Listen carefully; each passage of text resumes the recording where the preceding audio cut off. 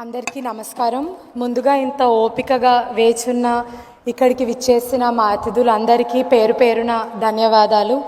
ఈరోజు మా ఆహ్వానాన్ని మన్నించి విచ్చేసిన వేదిక మీద ఉన్న పెద్దలకు, ఇక్కడికి విచ్చేసిన సహచర మిత్రులకు, మా కుటుంబ సభ్యులకు, మీడియా మిత్రులకు, అత్యంత ఆత్మీయమైన మా పార్టీ కార్యకర్తలకు, ఈ వేదికలు అలంకరించిన పెద్దలకు మరోసారి ధన్యవాదాలు తెలుపుకుంటూ, ముందుగా పుస్తకావిష్కరణ కార్యక్రమం బండారు దత్తాత్రేయ గారి జీవిత చరిత్ర ఇట్లాంటి ఒక మహత్కర కార్యక్రమాన్ని ఆవిష్కరించడానికి అలై బలై ఫౌండేషన్కి బాధ్యత ఇచ్చినందుకు మేమందరం చాలా చాలా సంతోషపడుతున్నాం.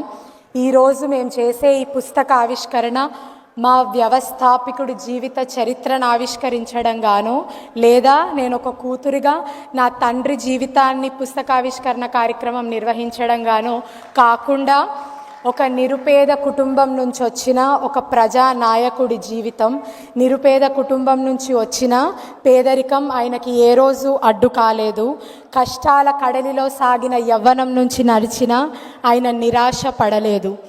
సంఘ్ ఆయనకి క్రమశిక్షణను నేర్పింది, దేశభక్తిని నేర్పింది.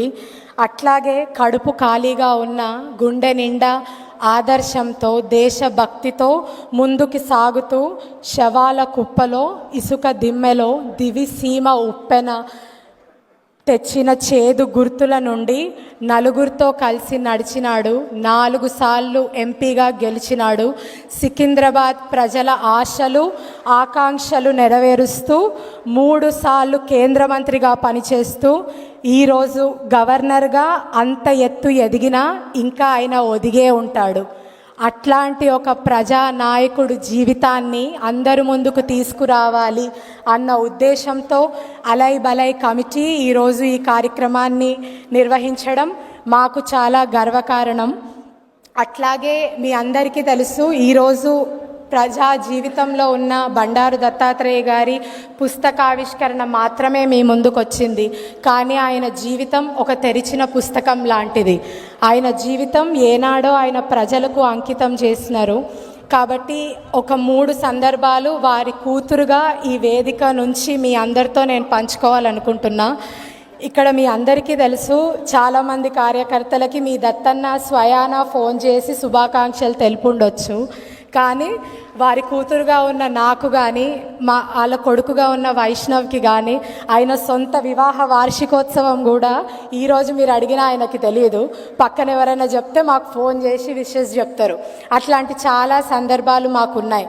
అట్లాగే తరాలు మారినా ఆయన పాత జ్ఞాపకాలతో కొత్త కార్యకర్తల్ని సైతం అమిడిపోయి అందరినీ కలుపుకుపోయే మీ దత్తన్న రైల్వే మినిస్టర్గా ఉన్నప్పుడు ఒక సందర్భం, ఒక టీవీ యాంకర్ వారిని అడగడం జరిగింది, మీ కూతురు పేరేంది సార్, ఆమె ఏం చదువుతుంది అంటే, నా బిడ్డ పేరు విజయలక్ష్మి అని. అదృష్టానికి నా పేరు కరెక్ట్గానే చెప్పిండు. కానీ ఆ రోజు నేను 7వ తరగతి చదువుతుంటే నా బిడ్డ 4వ తరగతి చదువుతుందని చెప్పిండు. అది నేను ఇంకా మర్చిపోని సందర్భం. ఈరోజు చాలా ఆప్యాయంగా పిలుచుకునే మీ అందరికీ, అందరి ఇంటి పెళ్ళిళ్ళకి ఆయన ఆత్మీయుడు కావచ్చు. ఇక్కడ మా కుటుంబ సభ్యుల పెళ్ళిళ్ళకి మాత్రం ఈ రోజుకి ఆయన ఒక ఆత్మీయ అతిథుడు మాత్రమే. ఈ రోజు కూడా ఆయన మాకు ఇచ్చే టైం ఒక అతిథిలాగే ఇస్తారు. దానికి పేరు సరిగ్గా సముచితంగా జరుపుకుంటూ ప్రజల కథే నా ఆత్మకథ అని ఆ పేరు పెట్టినాము. కాబట్టి ఈరోజు దత్తన్న ఆత్మీయులైనా ఆయన కుటుంబంగా మేమందరమైనా ఆ టైటిల్, ఆ బుక్కి ఇచ్చిన ఆ పేరు సరిగ్గా సరిపోతుందని మేము నమ్ముతా ఉన్నాం. ఈరోజు 360 పేజీల పుస్తకంలో కుటుంబంకి అంటే కష్టంగా 7 పేజీలు ఇచ్చిండు నాన్న. కాబట్టి అట్లా ఆయన జీవితం అంతా ప్రజలకి అంకితం చేసిన మనిషి. అట్లాగే మీ అందరికీ తెలుసు, 20 ఏండ్ల నుంచి జరుపుతున్న కార్యక్రమం అలై బలై. ఆయన ఆత్మీయతకు, ఆయన దాసరికతకు, ఆయన ఆత్మీయతే మా మార్గం, ఆయన దాసరికతే మా దారిగా పరోపకార శరీరం ఇదం అన్న నినాదంతో, అన్న స్ఫూర్తితో మొదలుపెట్టిన కార్యక్రమం అలై బలై. ఈ లోకం, ఈ ప్రపంచం ప్రేమ కన్నా ద్వేషం వైపు నడుస్తూ ఉంది. కానీ అందరూ కలిసికట్టుగా నడిస్తేనే మన బలం అని నమ్మి రూపొందించిన వేడుక అలై బలై.